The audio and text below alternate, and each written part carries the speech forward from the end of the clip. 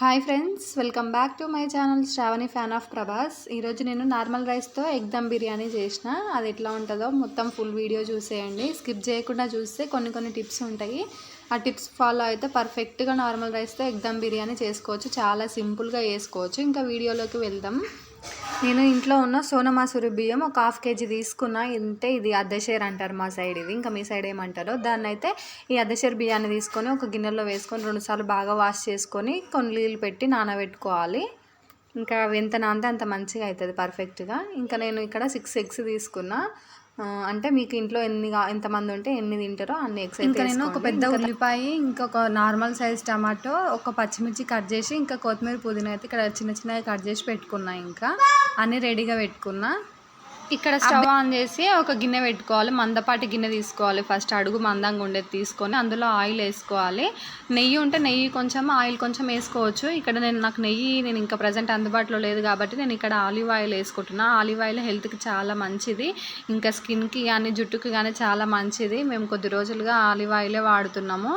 ఇంకా మా ఆయనకి ఇష్టం అన్నట్టు ఆలివ్ ఆయిల్ వాడితే కొంచెం సైడ్ ఎఫెక్ట్స్ ఏవి ఉండవు అని ఆయన ఆలివ్ ఆయిల్ తీసుకొస్తాడు. ఇంకా ఆలివ్ ఆయిల్లో కొంచెం పసుపు, ఇంకా కొంచెం కారం వేసి బాయిల్డ్ ఎగ్స్ వేసుకోవాలి. మనం 6 eggs తీసుకున్నాం కదా, 6 eggs వేసుకోవాలి. ఇంకా ఇక్కడ ఈ ఉప్పు కారం ఆ ఎగ్స్కి బాగా పట్టేలాగా కొంచెం ఘాట్లు పెట్టుకోవాలి. ఘాట్లు పెడుతుంటే ఒక ఎగ్ ఇక్కడ కొంచెం అంటే చిలికపోయింది, అది దాన్ని పక్కకు తీసేస్తాను నేను. తర్వాత ఇంకా బాగా ఫ్రై చేసుకోవాలి. గోల్డెన్ బ్రౌన్ కలర్ వచ్చే వరకు ఎగ్స్ బాగా ఫ్రై చేసుకోవాలి. మంచి స్మెల్ కూడా వస్తుంటుంది.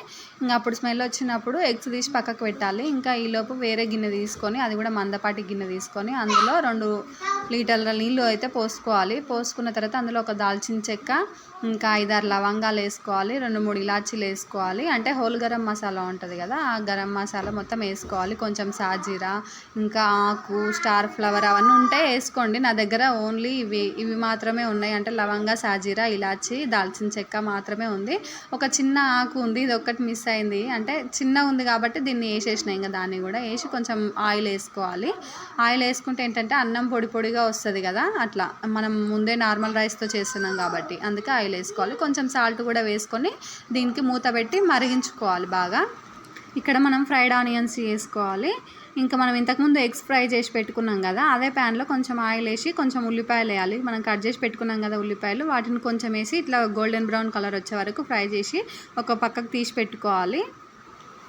ఇంకో స్టవ్ పైన మనం పెట్టిన నీళ్ళు మరుగుతుంటాయి కదా, ఇట్లా మరిగేటప్పుడు మనం కడిగి పెట్టుకున్న బియ్యం వేసుకోవాలి. ఇక్కడ నాకు వీడియో తీయడానికి ఇబ్బంది అయితే మా పెద్దోడు తీసిండు. అందులో బియ్యం వేసి ఇంకా అవి అట్లా వదిలేయాలి, అది ఉడుకుతుంటుంది.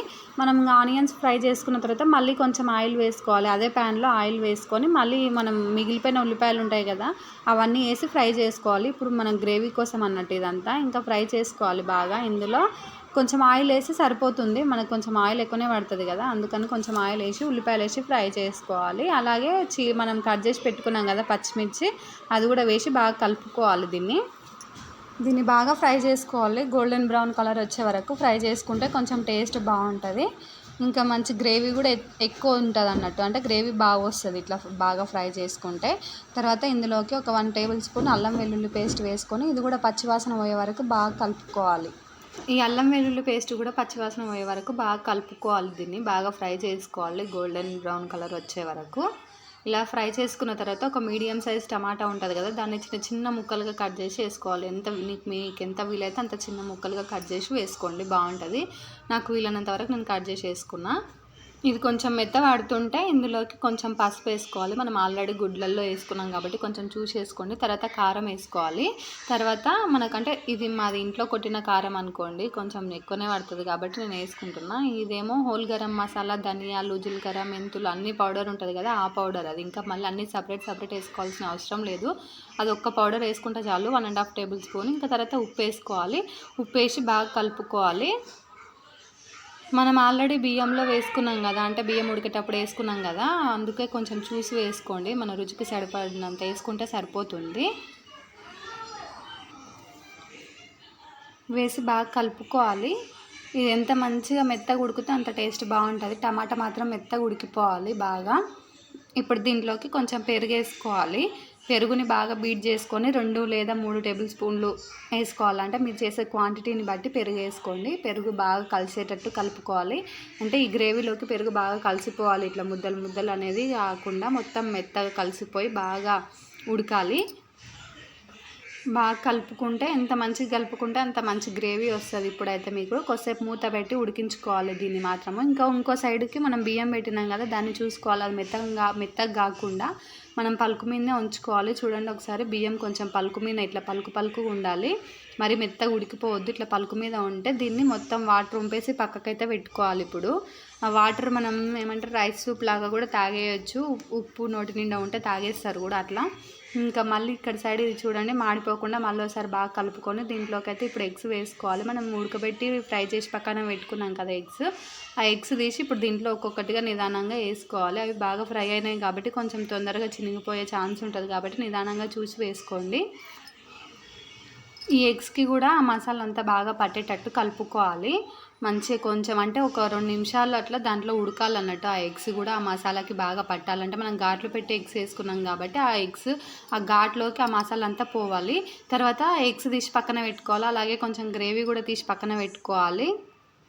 ఎగ్స్ అస్సలు వాడొద్దు. అంటే ఎగ్స్ ఇప్పుడు అందులో పెడితే మసాలాలో అట్లే ఉంచితే పగిలిపోతాయి అవి. మొత్తం మనం రైస్ తీసుకునేటప్పుడు ఎగ్స్ కూడా చినిగిపోయే ఛాన్స్ ఉంటుంది కాబట్టి ఎగ్స్ తీసి పక్కన పెట్టుకోవాలి. కొంచెం గ్రేవీ కూడా పెట్టుకోవాలి. ఎందుకంటే మనం లేయర్స్ లాగా వేసుకుంటాం కదా రైస్ కాబట్టి కొంచెం గ్రేవీ కూడా తీసి పక్కన పెట్టుకోవాలి. ఇది పక్కన పెట్టుకున్న తర్వాత మనం అన్నం వంపుకుంటాం కదా, మనం అంటే వాటర్ అన్నీ వంపేసుకుంటాం కదా, బియ్యం సగం 70% కుక్ అయిన రైస్ని తీసుకొని ఇట్లా కొంచెం రైస్ ఈ గ్రేవీ పైన వేసి ఇట్లా పరుచుకోవాలి. మొత్తం అంటే గిన్నెకి రౌండ్గా ఇట్లా అనుకున్న తర్వాత మనం పక్కన తీసి పెట్టుకున్న గ్రేవీ ఇంకా ఎగ్స్ అన్నీ మొత్తం ఇట్లా దీంట్లో వేసుకోవాలి. మొత్తం ఆ గ్రేవీ అంతా దానిపైన వేసి ఎగ్స్ ఇట్లా మంచిగా పెట్టుకోవాలన్నట్టు. ఎగ్స్ పెట్టుకున్న తర్వాత కొంచెం ఫ్రైడ్ ఆనియన్స్ తీసి పెట్టినాం కదా, కొంచెం ఫ్రైడ్ ఆనియన్స్ వేసుకోవాలి. మళ్ళీ మిగిలిన రైస్ అంతా పైన వేసి మళ్ళీ ఫ్రైడ్ ఆనియన్స్ వేసుకోవాలి. ఇంకా మనం కొత్తిమీర పుదీనా ఉంటుంది కదా, ఆ కొత్తిమీర పుదీనా కూడా దీనికి ఇట్లా చుట్టుముట్టు వేసుకోవాలి. పైన లేయర్ కొంచెం గట్టిగా వేసుకోవాలి రైస్, అప్పుడే మనం కింద అడుగు మాడకుండా ఉంటుంది.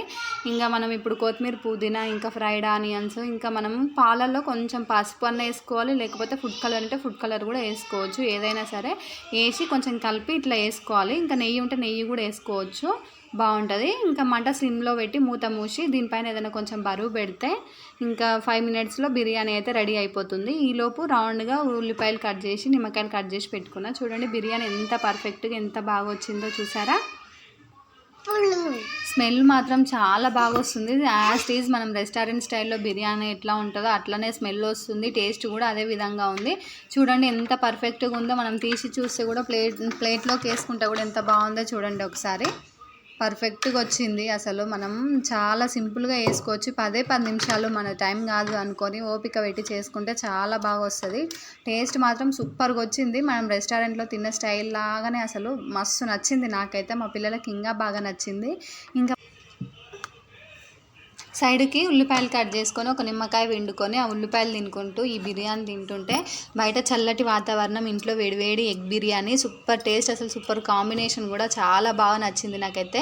నిమ్మకాయ పిండుకొని తింటుంటే ఇంకా స్పైసీనెస్ ఇంకా పులుపు ఇవన్నీ తగులుతుంటే చాలా బాగుంది. టేస్ట్ అయితే చాలా బాగుంది. బిర్యానీ కూడా సూపర్గా వచ్చింది.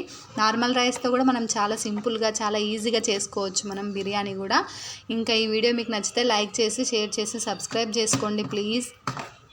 అలాగే నా లాంగ్ వీడియోస్ కూడా పూర్తిగా చూడండి. లాంగ్ వీడియోస్ చాలా ఉన్నాయి, చూడండి. ఇంకా మీకు ఏమైనా వీడియోస్ కావాలంటే చెప్పండి, నేను లాంగ్ వీడియోస్ పెడతా. ఇంకా ఈ వీడియోని మాత్రం సబ్స్క్రైబ్ చేసుకోండి.